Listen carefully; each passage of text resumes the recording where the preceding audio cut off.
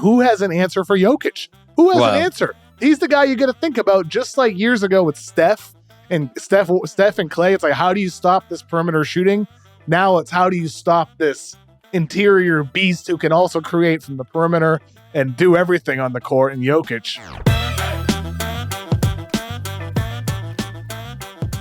What is so impressive to me about Denver and why they are such a incredibly worthy champion is this is exactly the kind of game that Miami wants. You are drug into this absolute mess of a game. It's 94-89. And throughout the course of these playoffs, if it called for them to win a game 135-126, they can do that. You want to play that way?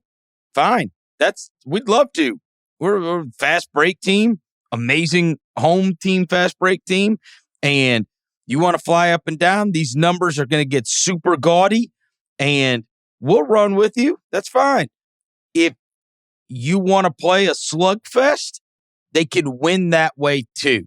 And I think that is why that's the sign of the championship team, is the team that can, any kind of style you want to play, they can beat you at that style. Because I will say, for the Heat, obviously we always focus a lot on box scores and what guys did offensively. 94 is an unbelievable number to give up to Denver at home.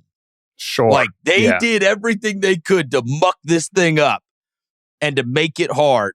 But that's what I'm saying. Like, Denver, you're a different level when you can fly up and down the court and beat teams like that, but you can also play these games in the mud and win that way too. They're just awesome. They are an awesome champion, truly. Well, I mean that's what Jokic said on the podium, when they were handed the trophy and all that. I forget the exact phrasing, but in a nutshell, he pretty much said, we won this game with our defense. Right? Like they did. And that's what I feel like Denver proved throughout this whole postseason. What was the question about them? Can you win a championship with a defense anchored by Nikola Jokic? We've seen in past postseasons when he was not the type of defender he's been for the past year or so. Last season, he made a big leap on defense after winning his MVPs, right? He goes back to back. I think his second year was even better than his first year winning MVPs on defense.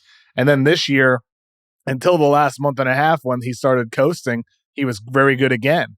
But we saw him in this postseason better than ever on the defensive end of the floor. And we saw him do it against Minnesota with two bigs.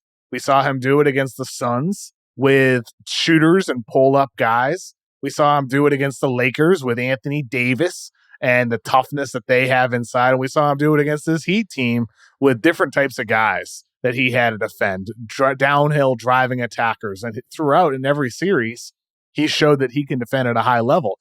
Maybe things would have been different if they had to face like the top of the top tier Warriors, right? A team like that, maybe things would be different, but they were for every team. But for this Denver team, I think they have now entered a class where they are the team that you have to run through here in the Western Conference, not just because they win the finals here, but just because of the player Jokic has proved himself to be throughout this run. An unstoppable offensive force, as we already know, and now a very good defender supported by the appropriate supporting cast with stoppers like Aaron Gordon, those hard-nosed, tough wing defenders, KCP, Bruce Brown, those types of guys. It's a great collective team defense with a awesome positional center who is always in the right position, who communicates at a high level, and he's got quick hands for those steals that he had, the kick balls sometimes that he plays like a hockey goalie. I mean, Jokic is a very good defender and an elite rebounder. And for this Denver team, I thought it was cool how, like you said, Chris, they can win any style. And tonight they won with their defense and their grit and their tenacity. And I think that is emblematic of the growth Jokic has experienced throughout his entire career as a defensive player and becoming a great conditioned player as well. Yeah, you also have to take into consideration when you talk about they're the team you got to go through. It's not just winning the title, it's the manner in which they won the title. They are the 9th team ever to win a title and lose only one game in the semis and the finals. The last time a team did this was the 17 Warriors. So it has not happened since then. And one home game, you mean, right? One home game? They lost 2 to the Suns. 2 to the Suns. No. I said in the semis or the finals. Okay. So the conference finals. Okay, my bad. Yeah. So they swept the Lakers, and then obviously they just beat the Heat. But look, I heard Bill ask Ryan this question. He said in the last 15 years, they're the only one outside of that Warriors to lose 4 or less, which is crazy to think about. Honestly, what they did, they mowed these teams on their way to winning this. End up 16-4, I guess, is the final total throughout these playoffs. Man, that is an incredible record in the playoffs, dude. Yeah, right. And like the games they lost an overtime game to Minnesota. Right. They lost 2 games to the Suns when they scored 120 plus. And I believe, if I remember correctly, one of those was a game where Booker was just absurd. Like we had 50 points or whatever. Both of them, maybe. Both of them, one of them, I forget exactly. One of them, and then the other one, he and Durant had, I believe it was 36 each. Yeah. And correct. Just pulled it up. 36. Jokic had 53 in the game. 53. Yes, he had 53 in that game. Exactly. In the loss. So those are the games they lost. Then obviously they lose 1 to Miami and that great game 2 win that the Heat had. But ultimately, you look at this Nuggets team, Jokic is the best player in the world. Jamal Murray, the perfect second piece next to him. I mean, the chemistry they have, obviously we've talked about throughout the postseason run. But then you got, Murray is 26. Michael Porter Jr. is 24. Christian Brown's 22. All those guys are under contract long-term. Aaron Gordon's got 2+ years left. KCP's got at least 1 year left. Jeff Green and Bruce Brown can be free agents this offseason, but I think Peyton Watson, Zeke Naji, those 2 guys off their bench. Peyton Watson was quietly very, very, very good in the opportunities provided. Naji has shown like Jeff Green-esque qualities with versatile defense, spot-up shooting. And then they have 2 second-round picks, 37 and 40.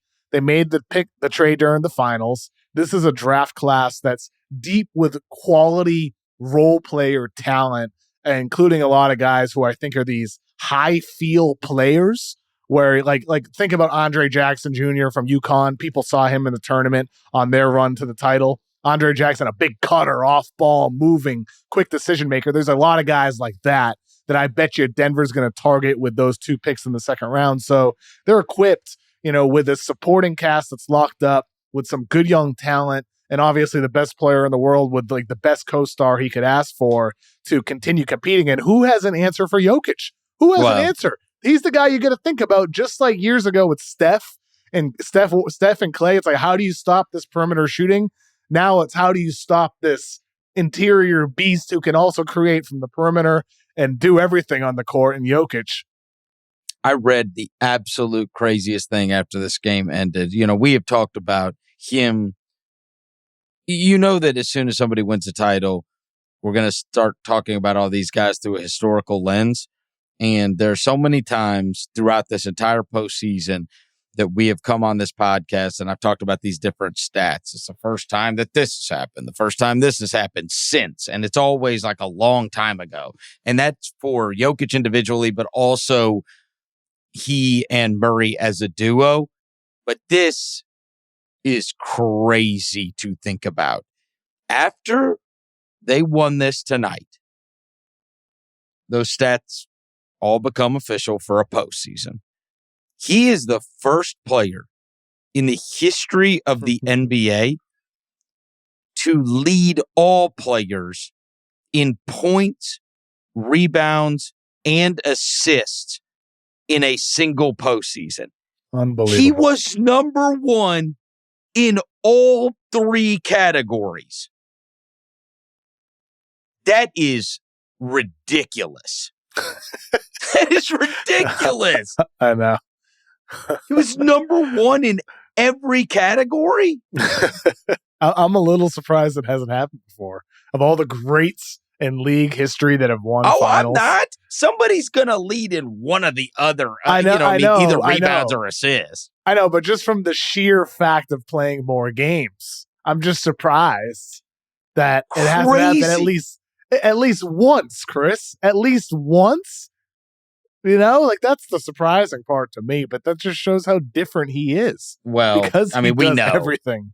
That triple-double thing, he is all when I was looking up some of the stats, because of course the stats now just go on for ages and ages. You could read for pages, but it was like he is now all-time in he's now top 10 all-time in triple-doubles. He's now all-time top 10 in postseason triple-doubles. And then first since Wilt Chamberlain, it's always Wilt Chamberlain. Yeah, always since Wilt Chamberlain. And then I read what might have been the one thing I've become so callous to like all of these. I'm like, oh yeah, he did that. He did that. And he had the 32, 17, and 12. And he all the numbers are so freaky. But this one I had never heard in my life. And it was chronicling the different, the triple doubles, right? How many triple doubles he had in the postseason, how many triple doubles he's had in the regular season, all this stuff. And the article said, and also, he holds the record for the fastest triple-double ever at 14 minutes and 33 seconds. And I was like, what? Wait, what? Wait, this dude had a triple-double in 14 minutes? I had to go look it up. It was like years ago that happened. I was like, how did I miss that? How do you get a triple-double in 14 and a half minutes? You want to talk about I've never heard that record before. But you want to talk about one that'll never be broken. You have no chance of getting a triple-double in 14 and a half minutes. 99% of the league never gets a triple-double in their life. This dude did it in 14 minutes.